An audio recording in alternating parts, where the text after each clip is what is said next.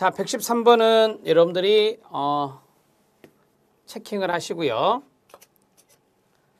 집단 따돌림의 문제입니다. 집단 따돌림을 당하는 아이의 특성과 집단 따돌림의 예방적 대안에 대해서 설명하라 라고 했습니다. 자, 두 가지를 물어봤네요. 집단 따돌림을 당하는 아이, 여기에서는 아동도 있고 청소년도 있을 수 있는데요. 자, 그러한 특성과 그 다음에 두 번째 예방적 대안에 대해서 이야기해봐라 라고 하는 것입니다. 자, 집단 따돌림을 당하는 아이는 이런 것이 얼른 생각나셔야 돼요. 사회적인 고립이 나타나죠. 사회적으로 고립되어서 친구가 별로 없고 대화를 나누지 않으며 공동의 관심사나 활동에 참여하지 않습니다.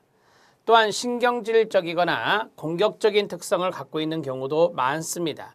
자기 주장이 별로 없어서 친구들이 장난삼아 한두 번 놀려도 가만히 있거나 복종적으로 반응하여 친구들은 이후에도 놀리거나 괴롭히는 행동을 더욱더 하게 되는 것입니다. 자, 첫 번째는 집단 따돌림을 당하는 아이의 특성에 대해서 쭉 이야기하고 있는데요. 사회적인 고립이라고 하는 것을 꼭 생각해 주시면 되겠습니다. 자, 그러면 첫 번째가 이거죠.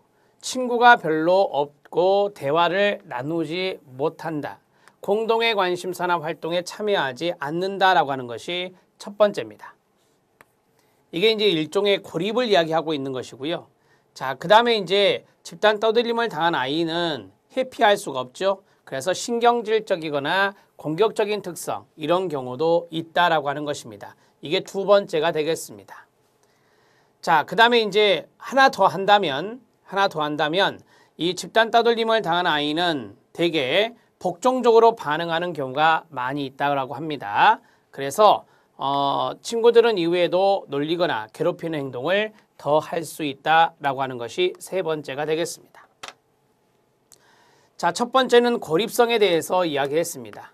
고립성에 대해서 이야기했고, 두 번째는 신경질적인 측면을 이야기했습니다. 공격적인 측면을 이야기했습니다. 자, 세 번째는 복종적인 반응에 대해서 말씀을 드렸습니다. 저 세 가지를 우리가 크게 집단 따돌림을 당하는 아이의 특징으로 잡아가시면 되겠습니다. 굳이 세 가지를 다 말씀하실 필요는 없고 여러분들이 생각나는 두 가지 정도만 말씀을 하셔도 되겠습니다. 자, 이제 집단 따돌림의 예방적 대안에 대해서 보도록 하겠습니다. 예방적 대안으로는 부모 역할적인 측면에서 볼 때 아이를 어려서부터 또래와의 관계를 스스로 맺고 생기는 갈등을 자신이 해결하도록 지도할 필요가 있습니다.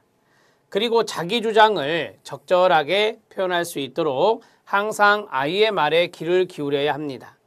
이게 다 이제 부모 역할적인 측면에서 이야기하고 있는 거고요. 다른 사람의 마음을 읽고 배려할 줄 아는 아이로 길러줘야 될 것입니다. 자, 마지막에 있는 부분들은 참고만 하시고요. 자, 여기에서 집단 따돌림을 예방할 수 있는 예방적 대안을 부모 역할 측면에서 생각해 보자. 여러분, 이 부모 역할적인 측면도 중요하겠고, 두 번째는 또래 집단의 역할도 중요하겠죠. 청소년기는 또래 집단이 상당히 중요하니까요. 또래 집단적인 측면에서도 생각해 볼 수 있겠습니다. 자, 여기에서 이제 부모 역할은 한마디로 양육하고 지도하는 것인데요. 첫 번째는 자기 주장을 할 수 있도록 아이의 말에 귀를 기울여라 라고 했습니다. 부모가 말을 많이 하기보다는 청소년 자녀가 자기 주장을 할 때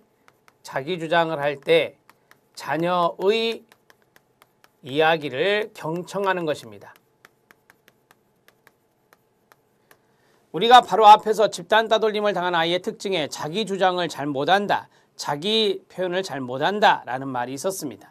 따라서 청소년 자녀가 자기 주장을 잘 할 수 있도록 자녀의 이야기를 경청해 줄 필요가 있을 것입니다. 자, 그리고 하나만 더 한다면 스스로 문제를 해결할 수 있도록 지도하는 겁니다. 스스로 문제를 해결할 수 있도록 지도하는 그러한 것도 중요하다. 부모가 모든 것을 다 해주게 되면 의존하게 됩니다. 자녀들이. 따라서 스스로 할 수 있는 자기 주도적인 것들이 부족해지면 어느 정도 복종적인 반응을 보일 수가 있어요. 그래서 집단 따돌림을 당할 수 있으니 여기에 대해서는 부모가 청소년 자녀가 스스로 문제 해결을 할 수 있도록 옆에서 지도해 줄 필요가 있다라고 하는 것입니다.